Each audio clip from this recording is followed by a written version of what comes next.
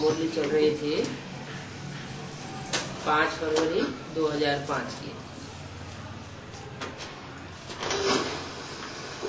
पहले पेज के मध्याह्न में बात चल रही थी कि तुम बच्चे सब बातें भूल जाओ, जो कुछ पढ़ा लिखा है वो सब भूल जाओ। इसलिए कहा जाता है hear no evil see no evil. और ये डायरेक्शन तुम बच्चों के लिए है। दुनिया में इविल बातें तो बहुत सुनावेंगे और बहुत सी इविल बातें देखने को मिलेंगी, लेकिन तुम एक कान से सुनो, दूसरे कान से निकालो, देखते हुए भी नहीं देखो। कई ऐसे होते हैं जो बहुत शास्त्र पढ़े लिखे होते हैं, शास्त्र तो पढ़े हुए हैं, इधर ईश्वरीय ज्ञान भी लिया हुआ है, लेकिन पूरे मरे हुए नहीं हैं, तो तुमसे फालतू आर्ग्यू करेंगे, क्योंकि उनको अपने शास्त्रों का घमंड रहता है। अगर वो मर जाएं तो कभी आर्ग्यू नहीं करेंगे, कहेंगे बाप ने जो सुनाया है वही सच है,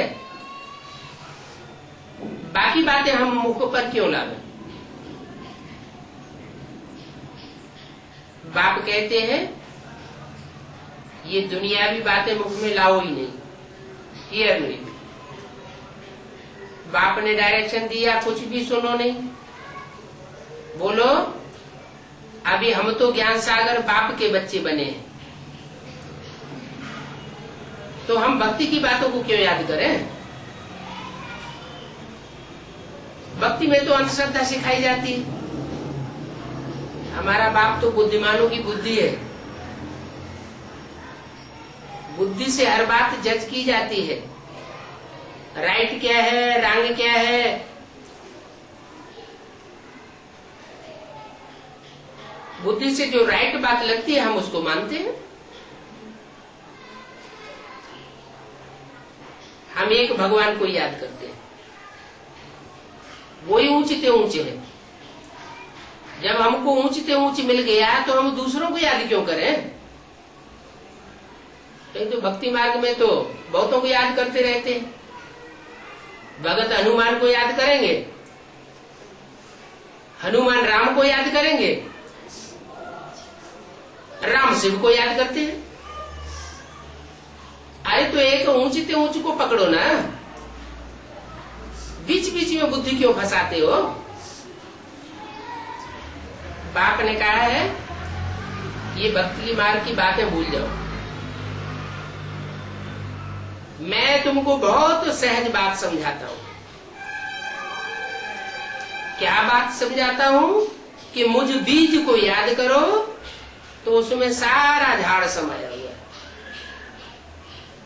कोई भी बीज होता है वृक्ष का, तो बीज को देखने से ही सारा झाड़ याद आ जाता है। ऐसे ही इस मनुष्य सृष्टि रूपी वृक्ष का बीज है प्रजापिता, और वो प्रजापिता राम बाप की आत्मा, उसमें सुप्रीम सोल शिव जब प्रवेश करता है तो सृष्टि रूपी वृक्ष के आदि मध्य अंत सारा ज्ञान को सुनाई देता है। तो मुझ बीज को याद करो तो झाड़ भी बुद्धि में आएगा। तुम्हारी तो मुख्य है गीता, तुम एक शास्त्र को मानो। कौन सी गीता? मनुष्यों की लिखी हुई गीता नहीं। कोई भी धर्म पिताएं आते हैं तो वो कोई शास्त्र लिखते नहीं है। क्राइस्ट ने कोई बाइबल लिखी नहीं, महात्मा बुद्ध ने कोई धम्मपद लिखा नहीं, उन्होंने तो डायरेक्ट मुख से सुनाया। गुरु नानक ने गुरु ग्रंथ साहब कोई लिखा नहीं था, उन्होंने तो डायरेक्ट मुख से सुनाया। बहुत वर्षों की बाद जब उनकी जनरेशन बढ़ जाती है तो उनके फॉलोअर्स बैठ लिखते हैं। ऐसे ही भगवान बाप जब आते हैं तो वो कोई शास्त्र लिख करके नहीं सुनाते, वो तो सब शास्त्रों का सार आकर के बताते हैं। ब्रह्मा मुख से सार की बातें बताए देते हैं। तो वो तुम्हारी जो गीता है वो मुख से गाई हुई गीता है, कोई कागज की लिखी हुई गीता नहीं है।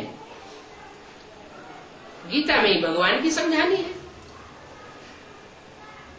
एक ही गीता है जो श्रीमद् भगवत उवाच कही गई है। भगवान वाच सिर्फ गीता में ही है और दुनिया के किसी भी शास्त्र में भगवान वाच का गायन नहीं है। तो अब ये नई बातें हैं और गीता में ही भगवान की समझानी दी गई है। नई बात पर हमेशा ज्यादा ध्यान दिया जाता है और है भी बड़ी सिंपल बात। सबसे बड़ी बात है याद करने की। किसको याद करना है? बाबा को याद करना है। लेकिन बाबा किसको कहा जाता है? साकार और निराकार के मेल को बाबा कहा जाता है। और साकार और निराकार का मेल तो ब्रह्मा बाबा में भी था। तो उनको याद करने से फायदा नहीं होगा। फायदा तो होगा, बेसिक नॉलेज में तो होशियार बनेंगे। माँ का दूध तो मिलेगा, शेरनी का दूध है, उसकी प्राप्ति तो होगी, लेकिन वो पवित्र बर्तन में ही टिकता है। और इस दुनिया में सब अपवित्र है। पति से पावन तो कोई नहीं बना और माँ के द्वारा पति से पावन नहीं बनाते। बाप खुद आकर पतितों को पावन बनाते। तो माँ के द्वारा सिर्फ ज्ञान सुनाया, सुनने सुनाने का काम हुआ, लेकिन उसकी गहराई को नहीं जाना। भगवान बाप कौन है जो पतितों को पावन बनाकर जाता है, पति सृष्टि को पावन बनाकर जाता है, नर की दुनिया को स्वर्ग बनाकर जाता है। उसकी पहचान तो नहीं हुई। तो वो पहचान तब होती है जब बाप सुप्रीम सोल मनुष्य सृष्टि के पिता में प्रवेश करता है। वो मनुष्य सृष्टि का पिता ही सारी मनुष्य सृष्टि का बीज है। अहम बीज प्रदप पिता, जैसा शास्त्र में गीता में भी कहा गया है। मैं बीज बोने वाला पिता हूँ। ये किसने कहा? कहा तो सुप्रीम सोल शिव ने, लेकिन मनुष्य सृष्टि का जो बीज है प्रजापिता, उसमें प्रवेश करके कहा। नहीं तो यज्ञ के आदि में ज्ञान का बीज बोने वाला कौन था? ब्रह्मा बाबा को तो साक्षात्कार हुए थे। वो साक्षात्कारों के अर्थ को तो समझ नहीं सके। गुरुओं के पास डोलते रहे, वाराणसी में विद्वान पंडित आचार्यों के पास डोलते रहे, कहीं से उनको सही अर्थ नहीं मिला। जब अपनी गद्दी पर अपने भागीदार के पास पहुंचे तो परमात्मा शिव ने उस भागीदार में प्रवेश किया और प्रवेश करके उनके साक्षात्कारों का अर्थ सार रूप में समझाई दिया कि तुमको जो विष्णु चतुर्भुज का साक्षात्कार हुआ है वह विष्णु की दुनिया अब आने वाली है। कृष्ण का जो साक्षात्कार हुआ है वो कृष्ण के रूप में तुम्हें जन्म लेना है। सफेद पोत का साक्षात्कार हुआ, उसका मतलब है तुम्हें ब्रह्मा का असली पार्ट बजाना। ये बातें ब्रह्मा बाबा की बुद्धि में ठीक बैठ गई और गुरुओं की बताई हुई अकड़म बकड़म बातें वो उनकी बुद्धि में बैठ ही नहीं। तो ज्ञान का बीज, वो फाउंडेशन डालने वाला वो पिता था। कौन पिता? राम बाप वाली आत्मा। जैसे कृष्ण की आत्मा या तो बच्चा बुद्धि का पार्ट बजाती है या माँ का पार्ट बजाती है, ऐसे ही राम वाली आत्मा जगत पिता का पार्ट बजाती है। तो याद करने की सबसे बड़ी बात है, किसको याद करना है? घड़ी घड़ी कहना पड़ता है मन मना भव, मत मना भव। मन मेरे में समाधि, मेरे में समा दे। माना तेरे मन के अंदर जो भी संकल्प चलते हैं उन संकल्प विकल्पों को मेरे अंदर समा दे। कहने वाला परमात्मा शिव है, सुप्रीम ज्योति है, वो तो संकल्प विकल्प करता नहीं। क्यों नहीं करता? क्योंकि वो तो सदैव ही मन को कंट्रोल करने वाला है। कहा जाता है मन के जीते जीत, मन के हारे हार। वो तो सदा ही शिव कहा जाता है। वो तो बुद्धिमानों की बुद्धि है, संकल्प शक्ति को कंट्रोल करने वाला है, सृष्टि के आदि मध्य अंत को जानने वाला है। उसे मन चलाने की क्या दरकार? उसे सोच विचार करने की कोई दरकार नहीं है। वो तो सब कुछ जानता है। तो ऐसा ही हम बच्चों को बनना है। क्या बनना है? ऐसी निराकारी स्टेज बनानी है, कोई संकल्प ना आए। जैसे बाप वैसे बच्चे हो जाए। लेकिन सबकी एक जैसी स्टेज तो बननी नहीं है। बनेगी तो नंबरवार पुरुषार्थ अनुसार। बाप तो कहते हैं मन मना भव, मेरे में मन लगा दे। माना संकल्प मात्र भी मेरा विरोधाभास न कर। वाचा से विरोध करना, कर्मेंद्रियों से विरोध करना, ये तो बहुत बड़ी बात हो गई। लेकिन मैं जो चाहता हूँ, जैसा चाहता हूँ, जैसे बुलवाना चाहता हूँ, जो कराना चाहता हूँ, वही तू करे। ऐसी मेरी समान तेरी स्टेज बन जाए।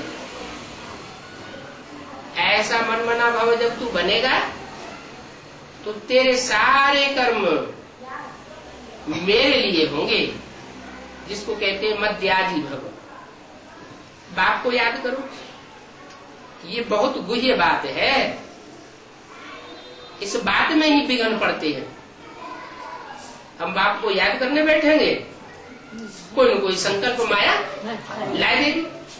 क्योंकि पूर्व जन्म के किए हुए हमारे ही कर्म हैं, हमारे ही संसर्ग संपर्क हैं, जो हमें याद आने लग पड़ते हैं। जिन जिन के साथ, जिन आत्माओं के साथ हमने संबंध संपर्क जोड़ा है, वो आत्माएं हिसाब किताब लेने के लिए मन बुद्धि में सामने आ जाती है। बाप कहते हैं अब उन सबको भूलो।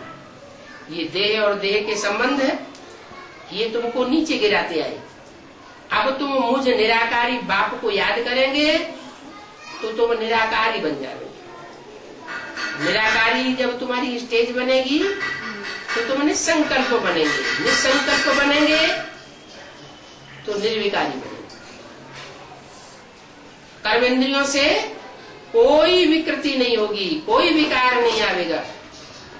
और निर्विकारी बनेंगे तो देह अहंकार समाप्त हो जाएगा, कोई देह अहंकार नहीं रहेगा। फिर जैसे परमात्मा बाप को सारी दुनिया याद करती है, तुम्हारे जो अंदर तुम्हारी दुनिया है, वो तुम्हारी अपनी रचना फिर तुमको याद करेगी, तुमको फॉलो करेगी। अभी तो घर घर में बच्चे ऐसे बिच्छू टिंडन पैदा हो रहे हैं जो किसी को मानते ही नहीं। अब बाप कहते हैं ये बिच्छू टिंडन की सृष्टि खत्म करने आया हूं। अब मैं ऐसी सृष्टि बनाऊंगा जहां एक ही मत होगा, एक ही राज्य होगा, एक ही धर्म होगा, दूसरा कोई मतांतर नहीं होगा। बहुत बच्चे हैं जो सारे दिन में 2 मिनट भी याद नहीं करते। क्यों नहीं याद करते? इतना श्रेष्ठ ज्ञान मिला हुआ है तो सारे दिन में 2 मिनट भी क्यों नहीं याद आती? क्योंकि 63 जन्मों में इतने संसर्ग संपर्क में आए हैं देहधारियों के कि उन देहधारियों में बुद्धि बहुत ही व्यस्त कर दी, तो वो हिसाब किताब लेने आ जाते हैं। उनसे ही फुर्सत नहीं मिलती।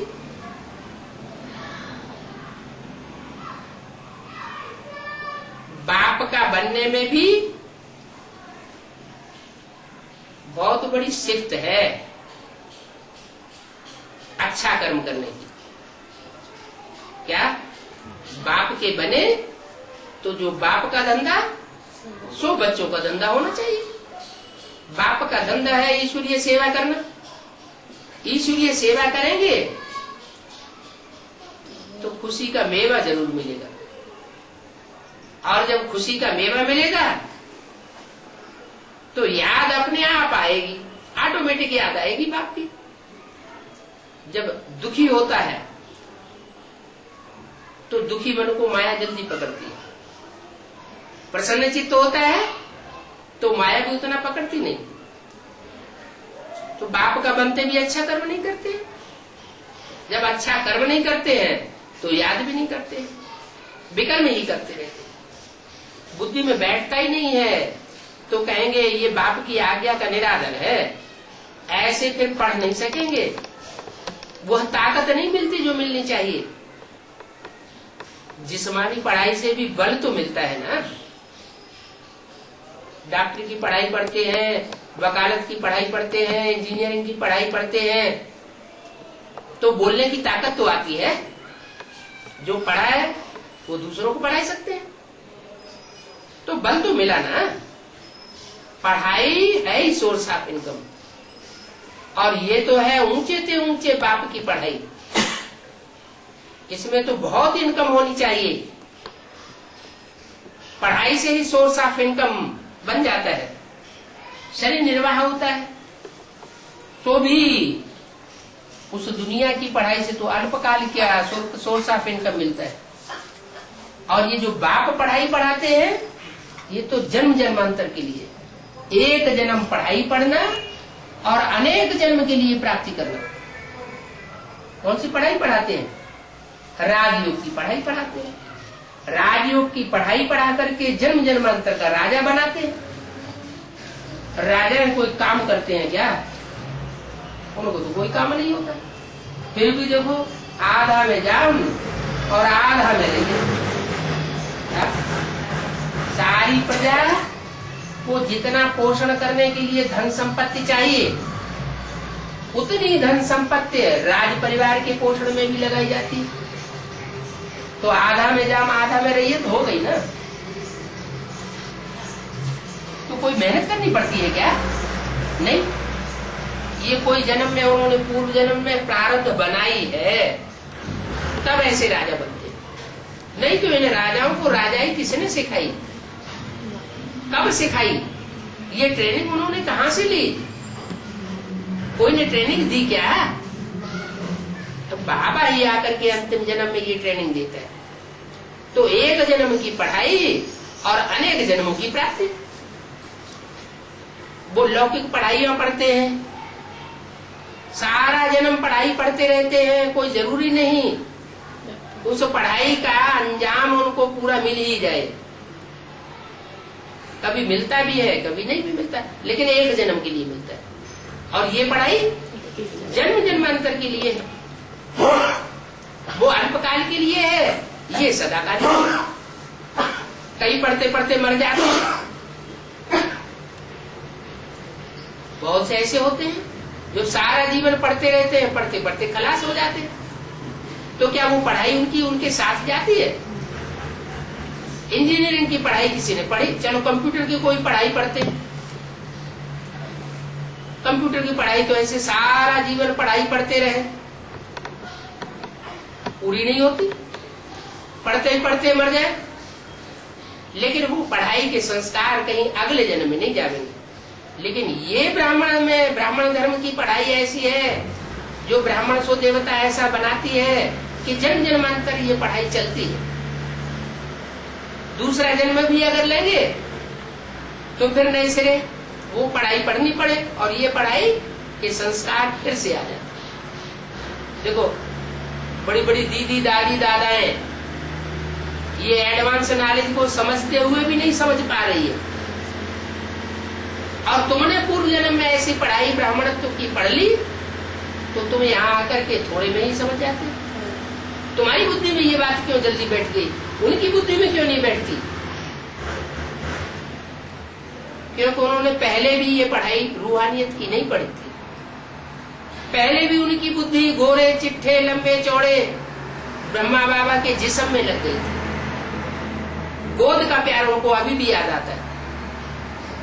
गोद माना कुख, कोख माना वो कुखवंशावली ब्राह्मण हो गए। ब्रह्मा के मुख से जो आज में तुम्हें पीयू की वाणी सुनने को मिली थी, वो वाणी उनके पल्ले अब नहीं पड़ रही। वही पीयू की आत्मा अब फिर से आकर के ज्ञान सुना रही है सुप्रीम टीचर के रूप में। तो तुम्हारी बुद्धि में बैठता है, क्योंकि पूर्वजन्म के ब्राह्मणत्व के संस्कार हैं, तो तुम समझते हो, वो नहीं समझते। तो तुम्हें नए सिरे से पढ़ाई पढ़ने की दरकार नहीं है। तुम्हारे पूर्वजन्म की पढ़ाई के संस्कार इस जन्म में ऐड हो जाते हैं। तो यहाँ तो तुम जितना पढ़ेंगे ये पढ़ाई साथ ही ले जाएंगे, क्योंकि तुम प्रारब्ध पाते हो दूसरे जन्म में।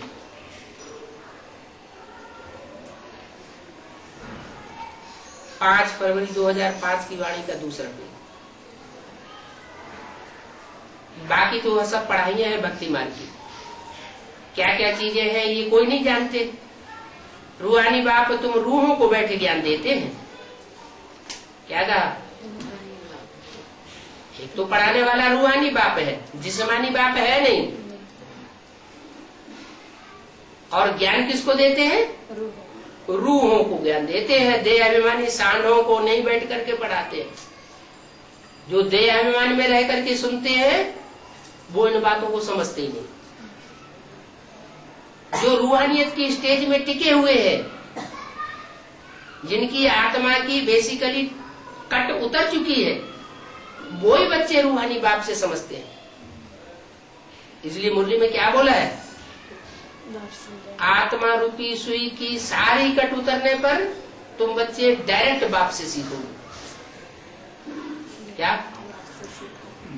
उन तथाकथित ब्रह्मा कुमार कुमारियों की बेसिकली आत्मा रूपी सुई की कट नहीं उतरी है, अब तक भी नहीं उतरी है। क्यों नहीं उतरी? क्योंकि वो जो मना किया मुरली में वो ही कार्य कर रहे हैं। मुरली में मना किया कि ब्रह्मा का फोटो नहीं रखना है, फोटो रखेंगे तो याद आएगा, वो ब्रह्मा का ही फोटो रखते हैं।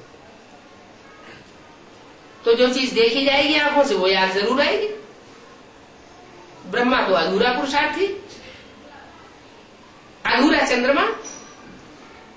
वो अधूरा चंद्रमा भी जब शरीर छोड़ देता है, सूक्ष्म शरीर धारण करता है, तो राम वाली सोल में प्रवेश करने से बीज रूपी स्टेज तो बनती है, लेकिन अधूरी स्टेज है।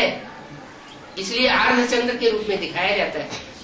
किसके मस्तक में? शंकर के मस्तक में अर्धचंद्र के रूप में ब्रह्मा की प्रवेशता की यादगार है।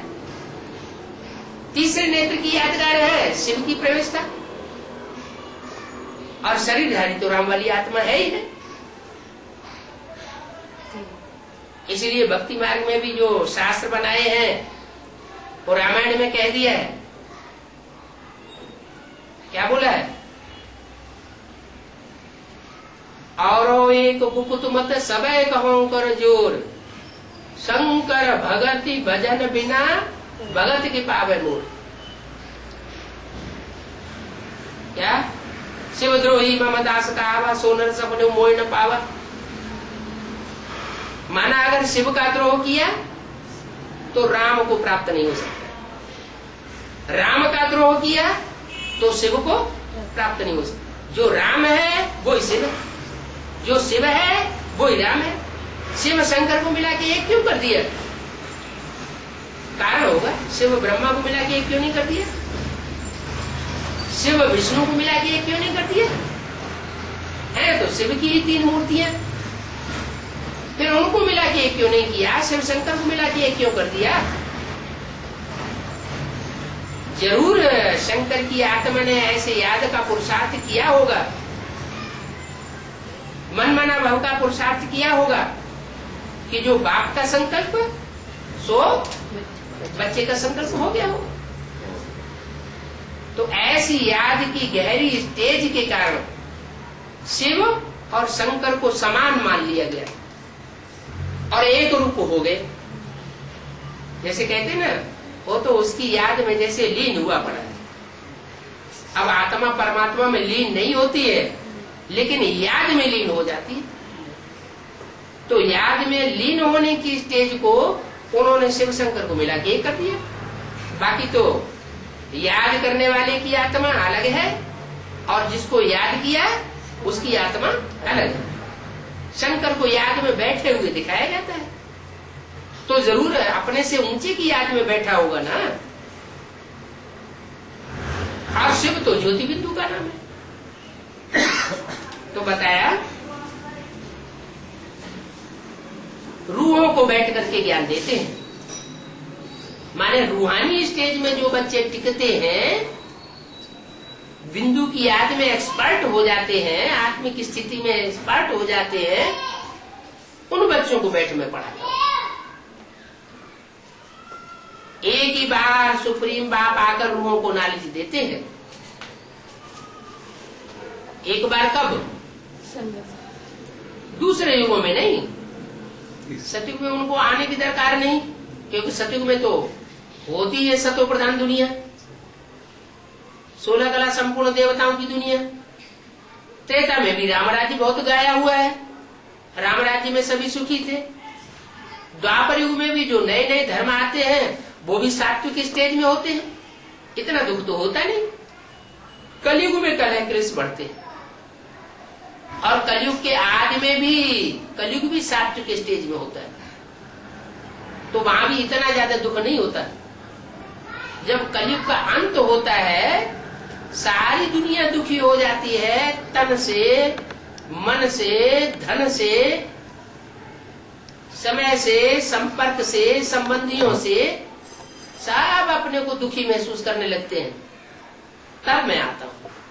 मैं बार बार नहीं आता हूं, मैं एक ही बार आता हूं। एक बार सुप्रीम रूह आकर रूहों को नॉलेज देते हैं, बार बार ये नॉलेज मिलने वाली नहीं है। इस नॉलेज से विश्व के मालिक बन जाते हैं। बाकी दुनिया में कोई भी हिटलर हुए हो, नेपोलियन हुए हो, मुसोलिनी हुए हो, उन्होंने कितनी भी पढ़ाई पढ़ी हो, कितनी भी ताकत लगाई हो, कितना भी बाहुबल लगाया हो, लेकिन वो विश्व के मालिक नहीं बन सके। मैं तुमको आकर युगबल से विश्व का मालिक बनाता हूं। और भक्ति मार्ग में वहां कोई स्वर्ग थोड़ा ही बनता है। भक्ति मार्ग में तो वहां अजमेर में उन्होंने मॉडल बनाया हुआ है स्वर्ग का। जैसे ब्रह्मा कुमार कुमारियों ने शांति धाम और सुखधाम ईंटों का तैयार कर दिया, तो क्या ईंटों का सुखधाम शांति धाम बनाने से स्वर्ग बन जाता है क्या? ऐसे तो ऋषिकेश में भी साधुओं ने बनाया हुआ है स्वर्ग आश्रम। तो कोई वो स्वर्ग है क्या? नहीं। भक्ति मार्ग में स्वर्ग होता ही नहीं। अभी तुम धनी के बन गए हो। माया कई बार बच्चों को भी निर्धन का बना देती है। बने तो हो तुम धनी के, लेकिन माया क्या करती है?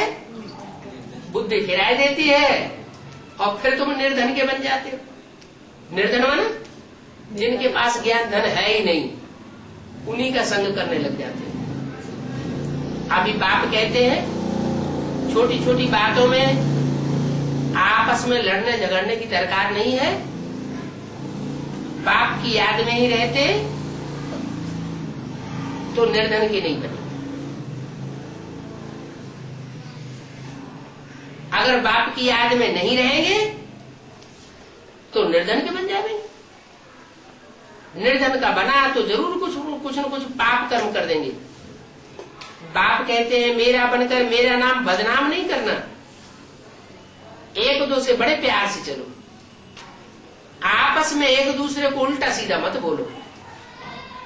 सामना करने की ताकत आपस में ब्राह्मण परिवार में नहीं लगानी चाहिए। ब्राह्मण परिवार में परिवार समझकर, परिवार का भांति समझकर एक दूसरे की सहन करना है। और माया रूपी रावण से मुकाबला करना है, उसका सामना करना है। कहाँ सामना करना है, कहाँ सहन करना है, ये भी देखना होता है। बाप को ऐसे ऐसे अहिल्याएं, कुब्जाएं, भीलनियों का उद्धार करना पड़ता है। किसका किसका बताया है? अहिल्याओं का उद्धार किया। शास्त्रों में गायन है, अहिल्या आई ले आ। किसको ले आई? आई माने सर्प, ले आए माने ले आई, जो सर्प को ले आई। जानती है कि ये विकारी सर्प है, ये ज्ञान में इंटरेस्टेड नहीं है, भगवान में इसकी लगन नहीं है, तो भी मोह के वशीभूत उस सर्प को भी पकड़ करके भगवान के सामने ले जाती है दरबार में, कि इसका भी उद्धार हो जाए। बाप कहते हैं चलो उसका तो उद्धार हो जाएगा, लेकिन तुम तो पत्थर बुद्धि बन जाओगी, क्योंकि जो सर्प होकर के आया है, निश्चय बुद्धि तो है नहीं। श्रद्धावान लभते ज्ञानम, जो श्रद्धावान होता है, निश्चय बुद्धि होता है, वो तो ज्ञान प्राप्त करता है। जिसको श्रद्धा ही नहीं है और उसको उठा ले जाकर के भगवान के सामने घर में रख दिया, तो वहां जाकर के वो शरारत करेगा ना। शरारत करेगा तो स्वर्ग बनाएगा कि नरक बनाएगा? वो तो नरक ही बनाएगा। तो बाप के कार्य में विघ्न पड़ेगा ना। तो ऐसी विघ्न डालने वाली फिर अहिल्या बन जाती है।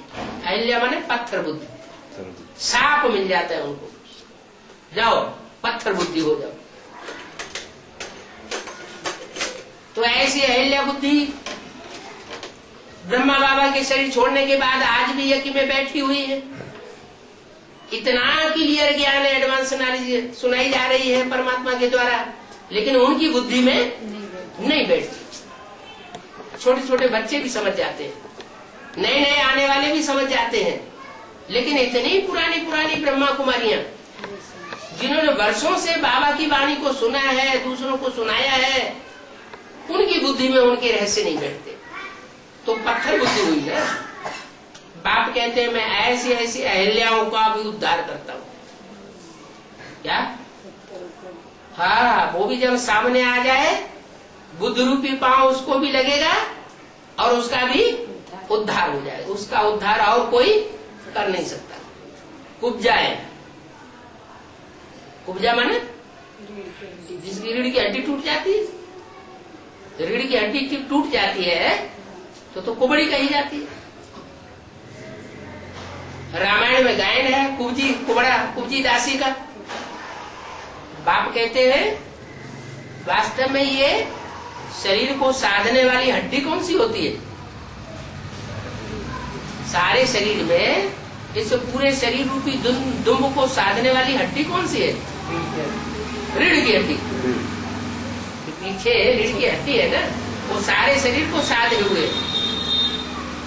वास्तव में ये ज्ञान जिन बच्चों ने ले लिया है, उनकी रीढ़ की हड्डी है बाप और दादा। क्या? शिव, और जिसमें वो प्रवेश करता है वो प्रजापिता ब्रह्मा। ये तुम बच्चों की रीढ़ की हड्डी है।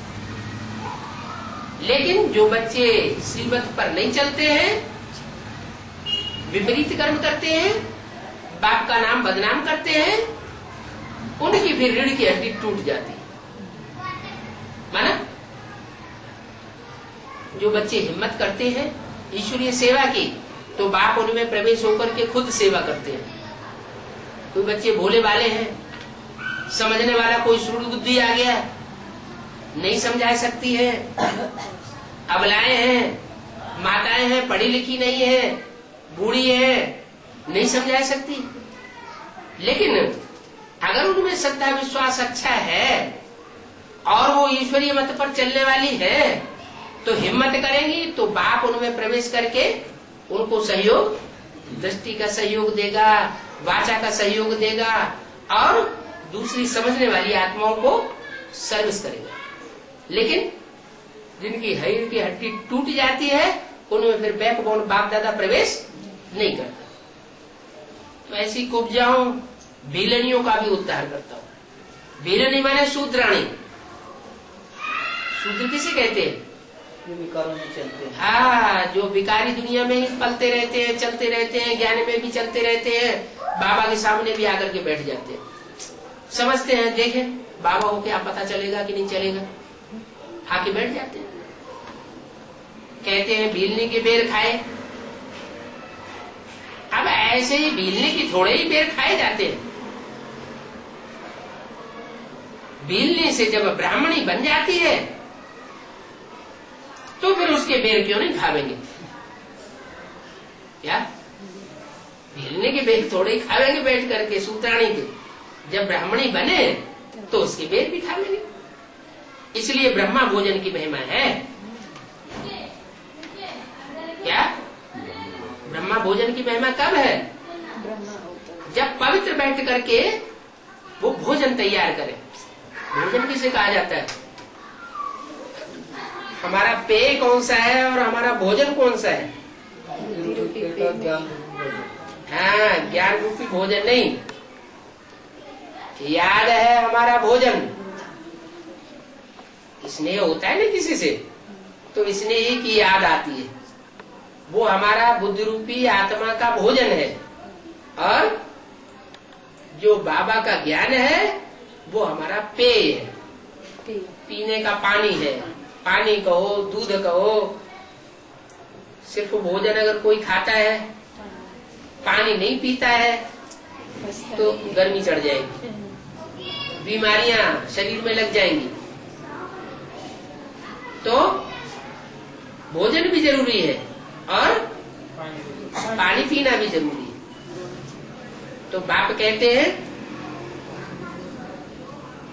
कि ब्रह्मा भोजन की महिमा है।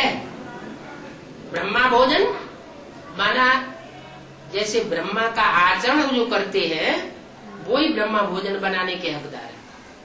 अगर ब्रह्मा जैसा आचरण नहीं करते, शूद्रों जैसा आचरण करते हैं, तो उनको भोजन न बनाना चाहिए, न दूसरों को परोसना चाहिए। दूसरों को माना ब्राह्मणों को। ब्रह्मा भोजन की महिमा है। शिव बाबा तो खाएंगे नहीं। क्या शिव बाबा तो अभोक्ता है? खाता कौन है? बच्चे ही खाते हैं। ब्रह्मा खाता है। बाकी ये रथ तो खाते हैं ना। जिस रथ में प्रवेश करते हैं वो रथ खाता है। तुम बच्चों को कोई से आर्ग्यू करने की दरकार नहीं है। क्या क्या तुम बच्चों को कोई से आर्ग्यू करने की दरकार नहीं है। वो कहे नहीं ऐसे, वो कहे नहीं ऐसे, वो कहे नहीं ये गलत है, कहे ये गलत है। नहीं, ये सब आर्ग्यू करने की दरकार है ही नहीं। तुम साफ बता दो, हमको जो बाप सुनाते हैं वो बात हम तुमको सुना लेंगे। तुमको अच्छा लगे सुनना हो तो सुनो प्यार से बैठ करके। नहीं सुनना है तुम अपने घर जा सकते हो। हमेशा अपना सेफ साइड रखना चाहिए। किसी से आर्ग्यू करने में टाइम वेस्ट नहीं करना है। अक्षर ही दो बोलो। शिव बाबा कहते हैं शिव को ही रुद्र कहा जाता है। क्या कहा? शिव को रुद्र क्यों कहा जाता है? शिव तो कल्याणकारी है। जो कल्याणकारी है वो रौद्र रूप क्यों धारण करता है? विकराल रूप क्यों धारण करता है? जब सहज सहज नहीं मानते हैं तो टेढ़ी उंगली से घी निकालना पड़ता है। तो शिव भी पहले माँ के रूप में प्यार से समझाते हैं, प्यार से बातें सुनाते हैं।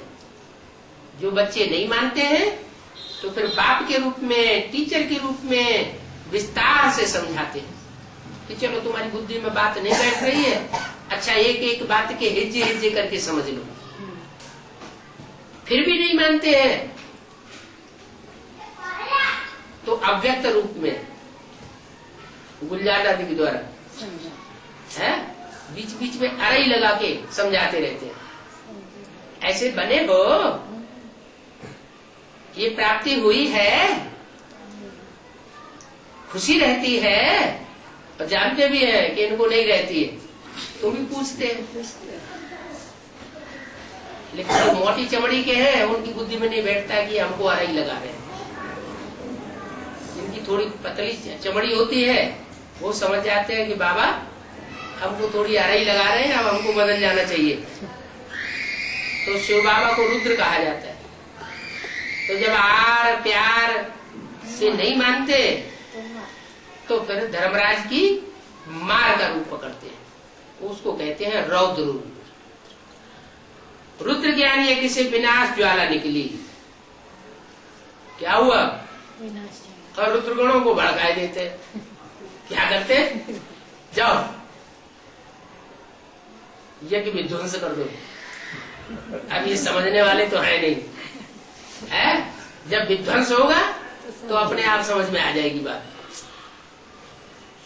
तो रुद्रगणों को भड़काए देते हैं। तो रुद्र ज्ञान यज्ञ से फिर ज्वाला निकलती है तो विनाश हो जाता है। गायन भी है रुद्र ज्ञान यज्ञ से विनाश ज्वाला निकली। ये विनाश ज्वाला कब से निकलना शुरू होती है? सन 76 से। सन 76 से 10 वर्ष के विनाश की घोषणा सन 66 में की थी कि पुरानी दुनिया का विनाश और नई दुनिया की स्थापना होगी। उन्होंने समझ लिया बाहर की दुनिया का विनाश हो जाएगा। वास्तव में ब्राह्मणों की दुनिया में ही ब्राह्मणों के 2 वर्ग हो गए, एक बेसिक नॉलेज वालों का बड़ा वर्ग और एक एडवांस वालों का छोटा वर्ग। वही रुद्रमाला के मड़के हैं। तो रुद्र ज्ञान ये किसे विनाश ज्वाला निकली तो रुद्र भगवान हुआ ना। जो रौद्र रूप धारण करता है फिर उसी को भगवान मानते। ब्रह्मा बाबा ने इतने प्यार से कार्य किया तो दुनिया ब्रह्मा को भगवान नहीं मानती। तो भगवान की मूर्तियां बनाई जाती है कहीं, मंदिर बनाए जाते हैं कहीं, पूजा होती है कहीं, नहीं होती। तो रुद्र को भगवान मानते हैं, प्यार भरे रूप को भगवान नहीं मानते। कृष्ण को तो रुद्र कहेंगे नहीं। कृष्ण माना दादा लेखराज की आत्मा, उसको तो रौद्र रूप धारण करना आता ही नहीं है। बच्चों ने भले जान ले ली, हार्ट फेल कर दिया, तो भी हार्ट फेल होकर के शरीर छोड़ के चले गए, लेकिन बच्चों को टेढ़ी आंख करके कभी देखा नहीं। तो कृष्ण को रुद्र नहीं कहेंगे। कृष्ण तो बच्चा बुद्धि है, वो क्या जाने कि कहाँ कैसे काम लेना होता है और किससे कैसे काम लेना होता है। विनाश भी कोई कृष्ण नहीं कराते हैं। क्या कृष्ण की सोल विनाश नहीं कराती है, बाप ही स्थापना विनाश कर और पालना कराते हैं, खुद कुछ नहीं करते हैं। क्या शिव बाप खुद करने वाला नहीं है, वो करता नहीं है, वो तो अकर्ता है। अगर करेगा तो भोगेगा भी, अच्छा करेगा तो अच्छा भोगेगा, बुरा करेगा तो बुरा भोगेगा। न वो अच्छा करता है न वो बुरा करता है, वो कराता है। क्या ब्रह्मा के द्वारा ब्राह्मण धर्म की स्थापना कराता है, नई दुनिया की स्थापना कराता है। शंकर द्वारा पुरानी ब्राह्मणों की दुनिया का विनाश कराता है और विष्णु द्वारा पालना कराता है। तो विनाश भी कोई कृष्ण नहीं कराते, बाप भी खुद नहीं करते हैं, कराते हैं। खुद तो कुछ भी नहीं करते, नहीं तो दोष पड़ जाए। अगर खुद विनाश करें तो उनके ऊपर दोष पड़ जाए, तो खुद नहीं करते हैं। वह है करण और करावनहार। ये क्या बात हुई? ब्रह्मा के द्वारा कार्य करके दिखाया कि ऐसे ऐसे कर्म करो, ऐसा ऐसा आचरण करो, ब्रह्माचारी बनो। क्या दुराचारी नहीं बनो। तो करण करावनहार है। करणहार है ब्रह्मा द्वारा और शंकर द्वारा करावनहार बनते हैं। ठीक से तुम श्रीमत पर नहीं चलते हो, तरीके से ब्राह्मण बन करके नहीं चलते हो। अच्छा, शंकर का ऐसा रूप धारण कराते हैं विकराल रूपधारी कि वो टच से मस होने वाला नहीं है। ब्रह्मा बाबा थोड़े लूज हो जाते थे, बाबा के पीछे बच्चे पढ़ते थे कि बाबा मकान जरूर बनाना है, शादी जरूर करनी है। अच्छा हाँ, बच्चे पवित्र है ना, शादी कर लो। माँ की ममता है वो हाँ कर देती, लेकिन शंकर तो कड़क बैठा हुआ है। वो कोई ऐसा वैसा डायरेक्शन श्रीमत के बरखिलाफ देने वाला नहीं है। तो वो सुप्रीम सोल करणहार भी है ब्रह्मा के द्वारा और शंकर के द्वारा करावनहार भी है। बाप कहते हैं हम कोई कहते नहीं है कि विनाश करो, क्या कहते भी नहीं है कि विनाश करो, और खुद करते भी नहीं है, फिर कराते हैं किसके द्वारा? शंकर तो वो रूप ही है उनका, खुद शंकर तो वो एक ही रूप हो गया, जो शिव है सो शंकर है। लेकिन वो न खुद विनाश करता है न दूसरों से है, न दूसरों से कराने के लिए कहता है। कहता भी नहीं है कि विनाश करो, प्रेरणा दे देता है। अब वो प्रेरणा तो अंदर की चीज है, वो पकड़ में तो आती नहीं। ये सारा ड्रामा में बात नुधी हुई है। शंकर कुछ करता है क्या? चित्रों में शंकर को याद में बैठे हुए दिखाया है। तो याद में बैठना कोई काम करना होता है क्या? इसका उल्टा अर्थ ब्रह्मा कुमारियां लगा लेती हैं कि बाबा ने तो कहा शंकर कुछ करता ही नहीं, इसका मतलब शंकर होता ही नहीं। अरे शंकर होता है लेकिन कुछ करता नहीं है कर्मेंद्रियों से, वो विनाश कराता है। किसके द्वारा? शक्तियों के द्वारा। शक्तियां संहार कारिणी गाई हुई हैं, कोई देवताएं संहारकारी नहीं गाए हुए हैं। तो शंकर कुछ करता है क्या? कुछ भी नहीं। ये सिर्फ गायन है कि शंकर द्वारा विनाश। अब गायन है तो गायन कोई झूठी चीज का थोड़ा ही होगा, कुछ तो किया होगा। तो योग बल से जब विश्व की बादशाही मिल सकती है, तो योग बल से दूसरी आत्माओं की बुद्धि को घुमाया नहीं जा सकता, प्रेरित नहीं किया जा सकता, प्रेरित किया जा सकता। तो कहेंगे यही कि विनाश तो आप ही होता है, क्योंकि बुद्धि की प्रेरणा को कोई पकड़ तो सकता नहीं। ये अनादि बना हुआ ड्रामा है जो समझाया जाता है। अभी तो रचयिता बाप को ही सब भूल गए। क्या जैसे नई दुनिया का रचयिता बाप कौन है किसी को पता ही नहीं। कहते हैं गॉड फादर रचयिता है। अब गॉड फादर को बिंदु समझ लेते हैं, निराकार समझ लेते हैं। निराकार थोड़े रचयिता हो सकता है। रचयिता भी साकार होना चाहिए, रचना भी साकार होना चाहिए। जैसे कुम्हार घड़ा रचता है तो कुम्हार भी साकार है और घड़ा भी साकार है। घड़े की मिट्टी पहले से ही होती है, घड़ा नहीं होता। ऐसे ही ये नई दुनिया जो है, जो स्वर्ग की, उसका रचयिता है परमपिता परमात्मा शिव जिसे कहा जाता है।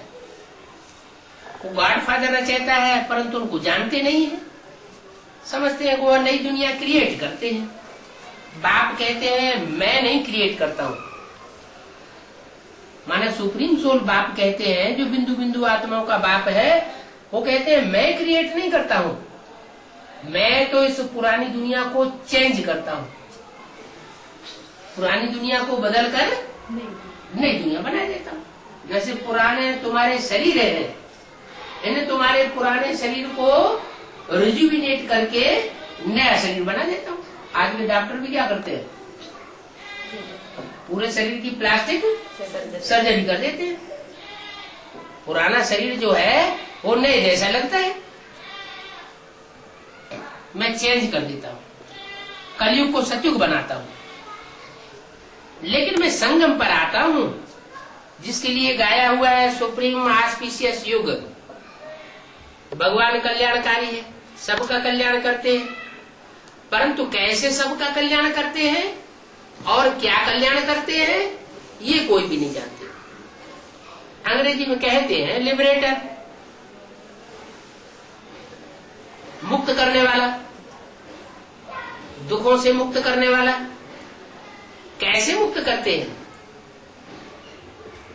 कहते हैं गाइड, रास्ता बताने वाला, परंतु उनका अर्थ थोड़े ही समझते हैं कि गाइड का अर्थ क्या है। वो जरूर वो ब्राह्मण जीवन कैसे चलना चाहिए, कौन से रास्ते पर चलना चाहिए, कौन से रास्ते पर नहीं चलना चाहिए, ये कर्म अकर्म विकर्म की गुह्य गति बाप आकर के समझाते हैं। कहते हैं भक्ति के बाद भगवान मिलेगा,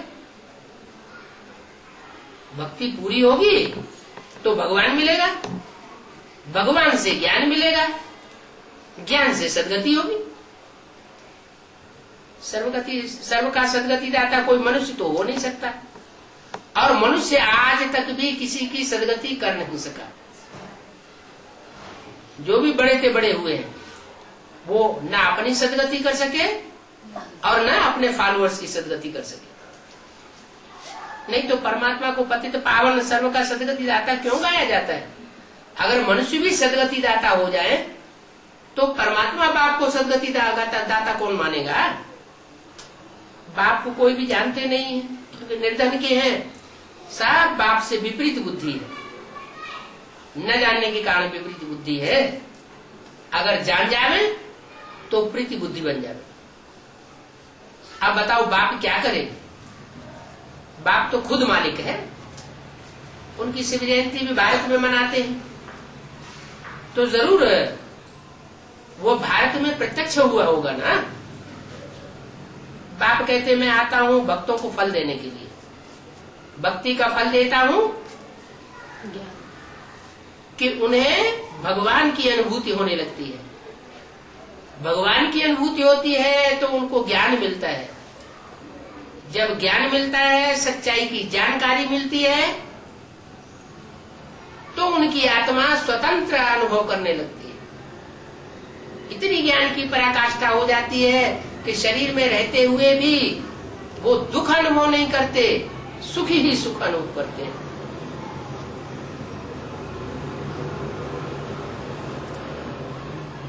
बाकी मैं भारत में तो आता हूं, इनके मुख द्वारा तुमको ज्ञान देता हूं। इनके क्यों कहा है? हाँ, यज्ञ के आदि वाला आत्मा, यज्ञ के आदि वाली आत्मा, और जिसके द्वारा ये मुरली चलाई ब्रह्मातन से, उन दोनों के द्वारा, माने इनके द्वारा तुमको ज्ञान देता हूं। गौमुख की बात नहीं है, उन्होंने तो वहां पहाड़ों पर गौमुख बना दिया कि गौमुख से ज्ञान गंगा निकली। वास्तव में गौमुख ये है, इस मुख की बात है, ब्रह्मा मुख की। मुख तो मनुष्य का चाहिए, न कि जानवर का। इतना भी बुद्धि काम नहीं करती है। दूसरी तरफ फिर भागीरथ दिखाते हैं कि भागीरथ गंगा लाया। वह कैसे आते हैं और कब आते हैं ये जरा भी किसी को पता नहीं है। 5 फरवरी 2005 की वाणी का 3रा पेज। तो बाप बच्चों को बैठ समझाते हैं कि तुम मर गए तो भक्ति मार्ग को एकदम भूल जाओ। भक्ति मार्ग की कोई भी बातें याद ना आए, कोई भी निशानी दिखाई न पड़े। क्या अगर उस दुनिया से, भक्ति की दुनिया से, जो भक्ति रावण से आती है, अगर उस दुनिया से अपने को मार दिया तो भक्ति मार्ग की कोई भी निशानी नहीं याद आनी चाहिए। अगर याद आती है, मान लो किसी ने टीका लगाया और क्लास में आके बैठा हुआ, तो निशानी तो देखने में आ रही है। क्या निशानी? कि टीका लगा रहा है। टीका लगाया है माना भक्ति के आडंबर पर चल रहा है, दिखावा कर रहा है। जो असली आत्मिक स्थिति में टिकने की बात है, उस बात को धारण नहीं किया है। मान लो कोई शिव बाबा बोल रहा है बार बार, तो मुख से शिव बाबा बोल रहा है, ये मुख से बार बार बोलना ये भक्ति मार्ग है या ज्ञान मार्ग है? भक्ति मार्ग है। करना क्या चाहिए? अंदर अंदर बाप को याद करना चाहिए। ये कोई बाहर से दिखाने की चीज थोड़ी है कि बाहर से बोल देंगे तो कोई वातावरण शुद्ध हो जाएगा या भगवान के पास आवाज पहुंच जाएगी। नहीं, ऐसे तो होता नहीं। तो भक्ति मार्ग को एकदम भूल जाओ। शिव भगवान वाच मुझे याद करो तो विकल्प विनाश हो जाएंगे। क्या? किसे याद करो? बाप को याद। मुझे याद करो। मुझे मानो बाप। कहते हैं कि मुझे याद करो। वाच माने मुख से कहते हैं ना, कोई मुख से, कौन से मुख से कहते हैं कि मुझे याद करो तो तुम्हारे सब विकल्प विनाश हो जाएंगे? ब्रह्मा मुख से? ब्रह्मा मुख से नहीं, बाप के मुख से कहते हैं कि मुझे याद करेंगे तो तुम्हारे सारे विकल्प विनाश हो जाएंगे। इसलिए मुरली ने बोला है कि मैं ऐसे से विनाश कराता हूं जिस पर कोई पाप न लगे। क्या? सारी दुनिया का विनाश कराना, 500-700 करोड़ की मनुष्यों की दुनिया, और उसमें कीट पशु पक्षी पतंगे ढेर सारी आत्माएं और भी हैं, सारी दुनिया का विनाश हो जाएगा। लेकिन पाप नहीं लगता। क्यों नहीं लगता है? कि ऐसी आत्मिक स्थिति बनी हुई है जिसके आधार पर निराकारी स्टेज में कोई पाप लग नहीं सकता। तो बताया तुम्हारे भी विकर्म विनाश हो जाएंगे अगर तुम ऐसे रूप को याद करेंगे। तो मैं ही पतित पावन हूं और तुम पवित्र हो जाएंगे, फिर सबको ले जाऊंगा। क्या कहा? सबको कब ले जाऊंगा? जब तुम बच्चे पवित्र बन जाएंगे, पति से पावन बन जाएंगे, तो मैं सबको ले जाऊंगा। तो ये मैसेज घर घर में दे दो कि बाप कहते हैं मुझे याद करो तो तुम्हारे विकर्म विनाश हो जाए। मुझे याद करो कहते हैं बाप, माना कहने वाला कोई स्वरूप है। जिस स्वरूप के द्वारा कहते हैं जरूर वो निराकारी निर्विकारी निरहंकारी स्टेज वाला है। जिस स्टेज वाला है उसी स्टेज में अगर तुम उसको याद करेंगे तो तुम भी वैसे ही बन जाएंगे। तुम्हारे पिछले कर्म भी दग्ध हो जाएंगे, पाप कर्म भस्म हो जाएंगे और नए भी कोई कर्म बनेंगे नहीं। तुम पवित्र बन जाएंगे। विनाश सामने खड़ा है। तुम बुलाते भी हो हे पतित पावन आओ, पतितों को आकर के पावन बनाओ। यही तो बुलाते हो। इसलिए बुलाते हो आओ पतितों को पावन। ये थोड़े बुलाते हो कि हे पतित पावन आओ, आकर के ज्ञान सुनाकर चले जाओ। जैसे ब्रह्मा के तन में आए और आकर के चले गए, ऐसे नहीं। ज्ञान तो सुनाओ लेकिन पतितों को पावन भी बनाकर जाओ। राम राज्य स्थापन करो और रावण राज्य से मुक्त करो। वो हर एक अपने अपने लिए कोशिश करते हैं। क्या? अपने लिए राम राज्य स्थापन करने के लिए पुरुषार्थ करते हैं और अपने लिए रावण राज्य खलास करने का पुरुषार्थ करते हैं। बाप को कहते हैं मैं आकर सर्व की मुक्ति करता हूं। सभी 5 विकारों रूपी रावण की जेल में पड़े हैं। मैं सर्व की सदगति करता हूं। मुझे कहा भी जाता है दुख हरता सुख करता। क्या? मैं दुख देने वाला नहीं हूं, मैं तो सुख ही देता हूं। कोई समझ लेते हैं कि बाप ने हमको ऐसे बोला, हमको ऐसे कर दिया। बाप कहते हैं नहीं, मैं जो कुछ बोलता हूं, जो कुछ करता हूं, वो सब तुम्हारे लिए कल्याणकारी है। मेरी कोई कर्मणा से कोई तुम्हारा कल्याण हो नहीं सकता। क्योंकि मुझे दुखहर्ता और सुखकर्ता कहा जाता है। राम राज्य तो जरूर नई दुनिया में होगा, इसमें कोई संशय नहीं लाना चाहिए। तुम पांडवों की अभी है प्रीति बुद्धि, क्या अभी संगम युग में तुम पांडवों की प्रीति बुद्धि होती है, कौरवों की प्रीति बुद्धि नहीं होती है। किसके साथ? जो बाप कहते हैं कि मुझे याद करो, उस बाप के स्वरूप के साथ तुम पांडवों की प्रीति बुद्धि होती है। प्रीति बुद्धि साकार के साथ होती है या बिंदु के साथ प्रीति बुद्धि विपरीत बुद्धि होती है? साकार होगा तो प्रीति बुद्धि भी होगी, विपरीत बुद्धि भी होगी। तो मैं साकार तन में आया हुआ हूँ, उस तन के द्वारा तुम पांडवों की प्रीति बुद्धि है, उन कौरवों यादवों की मेरे साथ प्रीति बुद्धि नहीं है। वो क्या कहते हैं कि बाप आया था, आ करके चला गया, अब तो राम राज्य हम स्थापन कर रहे हैं, तो प्रीति बुद्धि कहाँ से होगी?